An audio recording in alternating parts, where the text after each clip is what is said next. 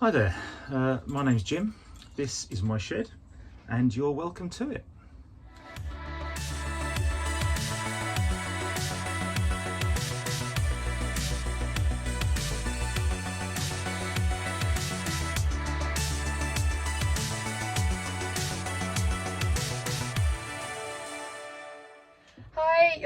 Hi there, you're still in the right place. This is still Jim's shed, but my dad's so embarrassed about not uploading that he's making me do the intro for him, which is, he hasn't done any engine stuff because we're still waiting for parts and things.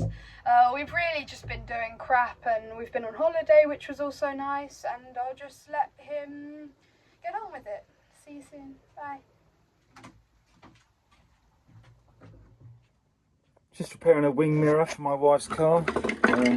Obviously someone had walked past it or the wind blew it or something. It's a spectacularly flimsy thing, but yeah, that needs repairing rather than buy a new one, so I thought I'd have a go at it.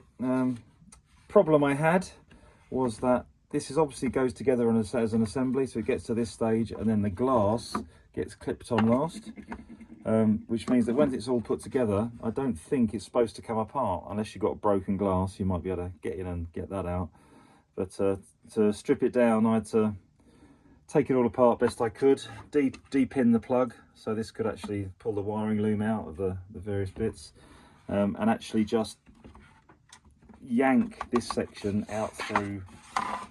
So this piece comes off, well, sort of, it comes detached. Then I managed to pull the assembly with the glass on it through this hole. As I say, I don't think it's supposed to get out that way.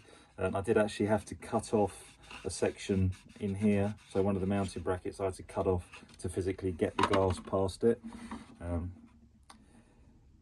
But just about managed to get it apart without breaking anything, so that was good. And then repaired everything, glued everything back together and reinforced it with my newfound plastic welding prowess. And now it's all gone back together, so you say rebound the loom, new bit of repinned, or reinstall the pins into the plug. I'm just going to pop the glass on and then glue this chap back on, and then that's done, so that can go back on our car. So fun job. Also looking at a supercharger for a friend of mine. His customer got this from Germany. It's going on some BMW or other. Quite a nicely made thing. It's just a big compressor wheel bolted onto a belt drive. There's no gearbox or anything in between them, so the pulley and the compressor will just go at the same speed. So it must be running, I don't know, something like 7 to 1, probably, maybe even more, I don't know, on the belt drive to get a decent amount of boost. But he's got the kit, so I'm guessing it works. But unfortunately, the problem with it is that the compressor wheel is hitting the compressor housing. So if you look at this line here, you can just see where the edge is just catching on there. So I need to relieve that slightly to give it some clearance. But obviously to do that, I need a bigger lathe than I've got. So that's waiting till I can get some access to that lathe. So yeah, should be a quick little job once it's once I've got access to the lathe. But yeah, there's another bit I'm doing. The job that's really taken up room in the shed is this shredder. You can see it's all in bits. These are the cutting wheels, so they go, these are the, do the actual chopping.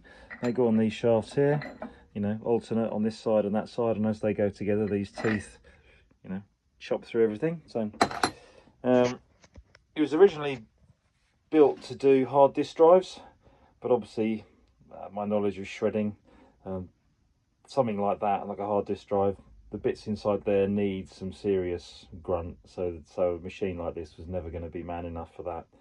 But even that said, I bought a shredder off online that was supposed to be good for doing 16 gauge, so 1.5 1.6 mil steel.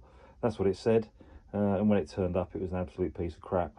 I'm not going to say where I bought it from or anything like that, but it really was a piece of rubbish. These are made out of cheese, basically. It's quoted as being a tool steel, but it's only about 45 Rockwell C hardness, so nowhere near hard enough to do anything. And as soon as any metal went through the actual machine, you can see where it all picked up. You can see the gouging on all these teeth. Just so basically metal just got in between the two, because this is too soft. Didn't shear it, they just got in between two, jammed everything up, and then it, bent these rods, bent the side plate. You can see that's got a nice big kink in it. So basically, as it was going around, it just all jammed up and tore itself to pieces. So that was no good. And sort of looking at putting it back together, or looking at improving it, because the drive, although I say it's not really man enough to do much, the drive, it's got a 3 horsepower motor, which was the biggest you could feed off a normal 240 volt socket, so a household socket feeding through this VVFD 3-phase supply. So this has got like variable frequency, so you've got speed control on an AC motor, and you just plug it into a normal supply. And then you've got these, I've had these 2 gearboxes in series, so it's actually a 200-to-1 gear reduction from the motor. So you've got about 3,000 Newton meters of torque here, which is why when it all jammed up, it just bent everything and made a real mess, because probably too much torque for the components. But yeah, so plenty of torque there. So I thought, well, there's a chance we can make this work if I get these cut out of proper material. But to get them cut, I can't remember if it was a D2 or D12 tool steel was the proper stuff for shredder teeth. But that would have cost about £2 to get a set made up.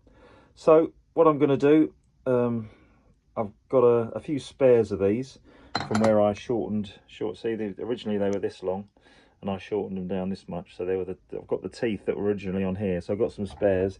So the ones that are too badly mangled, I'll replace, and I'll clean up the rest, put it all back together, and then maybe we can use it as a plastic shredder or something. Yes, it'll do that fine. It'll shred sort of, more. I suppose you say non-ferrous materials, it'll probably be all right, but not steel. You can't do that. So yeah, I've got to get this together. Basically, it's been sat underneath my bench for about 2 years since it all went tits up, and I now, obviously, when the engine bits come back, I need the space under the bench. So I was thinking about stripping it down, selling it for bits, but as I say, I've got the bits to put it back together. It will be a useful thing. For shredding plastics and stuff, so thought I'd get it back together. So that's something I'm doing, and it does make the place look like a tip, but you know what my facilities are like.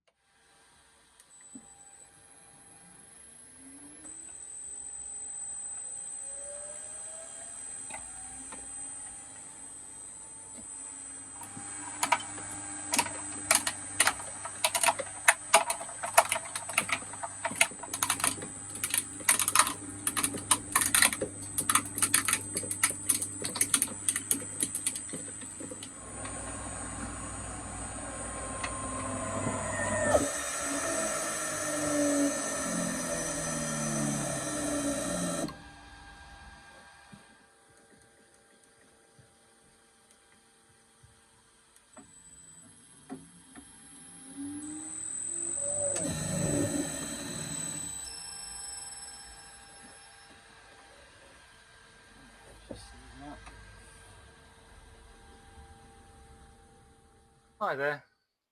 Probably wasn't fair of me to get George to do that intro for me.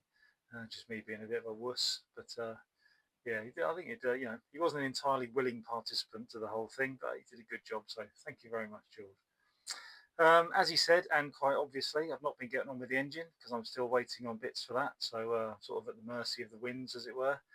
As soon as they're here, I will get on with it because I really do want to. I'm getting quite frustrated with not getting on with the car. I can't really do too much of the interior until the gear changes in. Everything's interlinked and interdependent. So until bits are done, I'm sort of stuck. So I need to build the engine, get that in, then I can get the whole interior back together and all that control stuff sorted out and get it all back together. So a little frustrating, but I've been pottering about. I had a tidy up in here, as you see. I did that. Did a bit of work on the wife's car and all that sort of thing. Um, Fairly amusing that both of our cars managed to die on the same day. So doing an oil change on the little Peugeot 206 convertible we got her. So first, thought the oil didn't look great, so I do an oil change. As I took the sump plug out, I thought, well, that's a bit loose. What's that all about? And then when I went to put it back in, no thread in the sump. It's like, bloody typical. And then she'd been out in her other car, and the exhaust fell off. So about 2 dead cars in one day. So that was a fun week getting all that put back together, and it was bloody hot in here. Anyway, got sorted as it always does. Yeah, that shredder, what a pain in the arse that was. Um, I thought this time I'd cracked it, all went together nicely. Um, as you saw, it was a bit slow, but it did a perfectly good job of going through that plastic. And then, because these bloody teeth are made out of the wrong material, I don't know how close I can get to the thing and show you, but you can see basically because they're too soft, they've just picked up and torn great big gouges out of each other and welded themselves together and just destroyed itself. Just absolute garbage. So I'm afraid I have to say, Zach, you're full of shit. Absolute rubbish. But anyway, as I say, I've given up on that, so that's all scrapped. All the frame and bits are going for scrap, and there's a motor, gearboxes, and VVFD under the bench here. So if you want a 3 horsepower motor with variable frequency drive and 200 to 1 gearboxes, it's all yours. It's on eBay, but to be honest, if you came here and took it away, just get it out of my way because I need it gone. Yeah, adventures with shredding, eh? Another glorious failure. Woo! Lovely. So I think it just remains for me to say, as always, like and subscribe. Although if you are liking this video, I would examine your life choices because it's not the greatest content on Tinterweb, is it? Yeah, having fun anyway. And next one, promise, actual engine build stuff. So I will just take this opportunity to say cheers, good health, and I'll see you in a couple of weeks, couple of months, the way things are going at the moment.